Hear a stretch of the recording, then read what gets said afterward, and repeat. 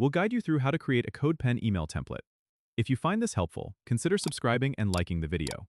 First, go to the CodePen website and log in to your account. If you don't have one, you can easily sign up for free. Once you're in, look at the top right corner and click on the Create button. Then select New Pen from the drop-down menu. This will open a new editor where you can start building your email template.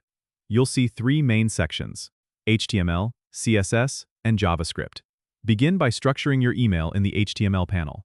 Use semantic tags like >table, >te, for layout, as emails often require table-based layouts to ensure compatibility across email clients. After setting up your HTML structure, move to the CSS panel to style your email. Use inline styles for critical elements because many email clients strip out external CSS styles. You can also use a CSS reset to help with consistent styling across different platforms.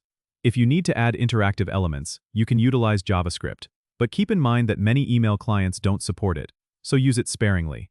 Once your HTML and CSS are set up, use the Settings button in the HTML panel to add any additional external resources or libraries if needed. CodePen also offers the option to preview your design in real time, so make sure to regularly check your work in the Preview tab to see how it looks. When you're satisfied with your template, click the Save and Close button to save your work. You can share your finished email template using the share options available, which makes it easy to showcase or test your design. And there you have it, your very own email template created on CodePen. Don't forget to subscribe and comment if this helped you out.